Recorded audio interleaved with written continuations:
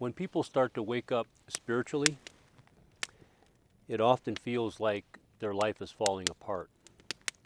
What looks like a breakdown is really opening to something deeper. So the dark night of the soul is something like hitting bottom for people. And it's usually often precipitated by some kind of a loss, the death of a loved one, the loss of a relationship, a job, a career track. And it threatens the foundation upon which someone has built their life. And it's scary. It's a scary time. It feels like things are unraveling and life is coming apart. It's partly due to the fact of the way we're conditioned as small children through the education process. And we may find that the life that we're living or that we thought we were living is not the life that we want. And that there's something more, something deeper. We don't know where to begin. We may feel lost. We may feel bereft, like being out at sea with no rudder, no direction. And what it really is it's a profound opportunity. Because even if it feels like you've lost faith or you've questioned your faith, it's an opportunity to deepen your faith and to look more deeply within for who am I really? And why am I here? And further, who sent me? So a deep desire to know that which created us, the intelligence which gave us life. What is that? And it goes beyond what we've been taught, told, or given. And it can include that, but it goes beyond that. And there begins our quest, our real quest for the meaning of our lives. You know, it's fairly common for people to think there's something wrong with them because of the way we've been conditioned to feel shame, to feel guilt, to self-judgment, and a deep-seated sense of unworthiness. So when our lives go off the rails, we think there's something wrong. We think we're broken.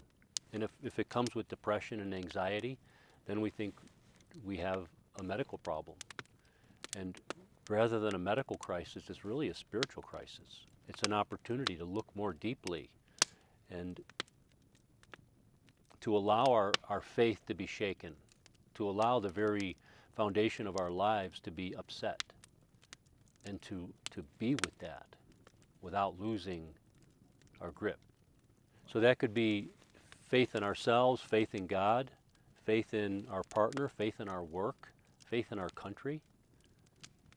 All these things get tested.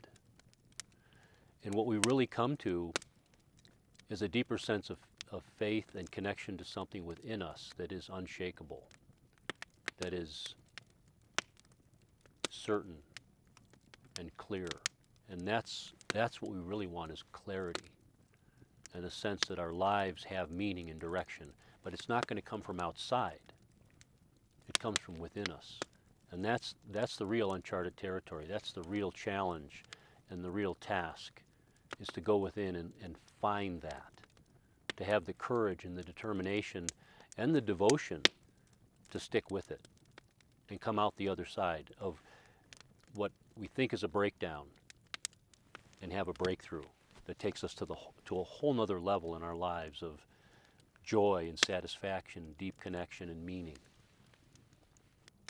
So what begins to emerge on the other side, and this is a tricky one, a life that is less ego-directed and more inner-directed, a sense of deeper connection to our own inner guidance, and following that, trusting that, and moving beyond the constructs of the breakdown to find out who we truly are and to connect with a deeper sense of our own sovereignty, our own inner authority, and to rely less on external validation, external acceptance, and even to stop caring so much about what others think of us.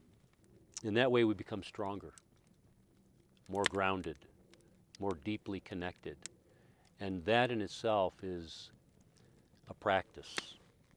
It's cultivating a relationship with that part of ourselves that has a higher view that is our higher self, or God, or Jesus, or Spirit, however we identify that. And it's important that we identify what that is for ourselves versus what someone may have told us that it is. And there's real power in that. It's self-empowering. So that's what you can look forward to on the other side. So I hope that's helpful.